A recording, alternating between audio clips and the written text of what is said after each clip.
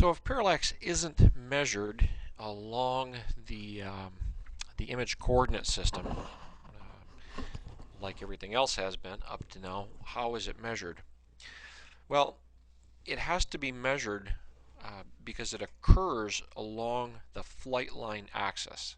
So the measurements x and x prime have to be measured along that same axis. If you can imagine going back to the idea of connecting your eyes with a line and that being the x-axis. However you turn your head, that axis is going to turn, but the parallax is in relation to how those two views are seeing things. So the coordinates have to be created for each photo. In essence, the origin is at the principal point. The x-axis is established by connecting the origin with the principal point of the adjoining photo for which the comparison is going to be made. The y-axis is going to be perpendicular to that x-axis, and the origin passes through that principal point. So for each set of photos, you can see that the first photo in the line is photo 1. We have marked the principal point by striking those two black lines. Then for photo 2, we strike the two black lines and figure out the principal point. We would take photo 2 and mark the position of the principal point for photo 1 on photo 2 and the ground position of the principal point for photo 2 on photo 1. So if for example, in photo 2, the principal point fell right on the corner of a house, we'd find that corner of the house in photo 1 and mark that as part of the axis.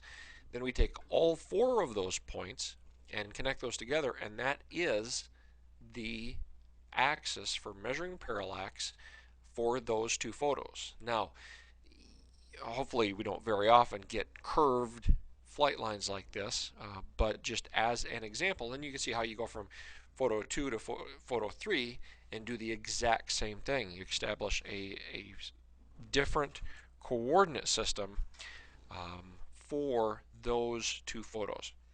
So every parallax measurement is going to have 2 unique axes, the left and the right. Each one is going to be constructed in that way. In general, the x describes the left and the x prime describes the right in each photo. Now, think for just a second how a coordinate transformation would be able to transfer points measured directly into the axis-based system. For that matter, this idea of coordinate transformations, it could start with the plate carriers in the instrument. We looked at those mono comparators and how those have a coordinate system, and you lay the photo on that and you make very precise measurements. Well, there's a plate coordinate system.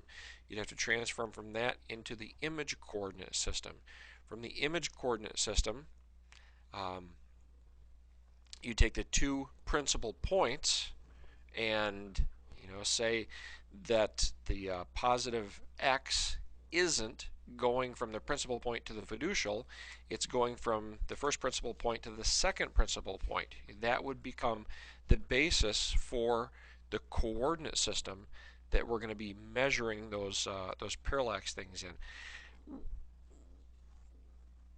We're not going to, when we do parallax work, we're not going to get that carried away with it. But just, the idea of of coordinate system and transformations and how those work. Also, just setting the stage here a little bit. You know that idea of the scale times the cosine, the scale times the sine. Um, those really just work out to be known values. I mean, once you compute the scale factor, once you compute the rotation, the cosine of the rotation is not going to change. The scale is not going to change. So in most cases, you'll see coordinate transformation computations. You will see it written as, you know, the x times a being scale times cosine rotation, b being scale times sine of rotation. So you can see how you could substitute those in as known values and use those in the computations. But we're not going to get that carried away. Just a reminder of coordinate transformations and how handy they can be. We can make some very coarse monoscopic measurements directly in a fairly simple fashion. If we were to go ahead and mark the principal points on both photos, and then you take those photos and tape them down so that all four of those points fall on a common line. All right, so we've established that x coordinate system for each photo. The 0 for the left photo is at the principal point, y going perpendicular to the new x-axis. The 0 for the right photo falls at the principal point. So really, the x for point B is positive. The x prime for point B is negative. But we're not worried about that. We're just going to tape these down, measure the distance between the two principal points. That is going to be D. So that is the distance. Then what we're going to do is measure the distance between the 2 points of interest, in this case point B.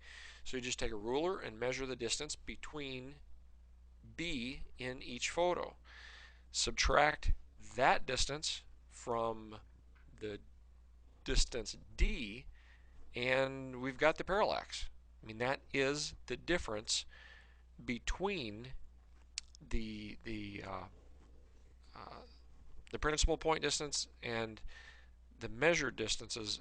And you know, the beauty is that just you don't have to worry about plus and minus and how that all works out or where it is on the photo. It's just a straight direct measurement, although very very coarse.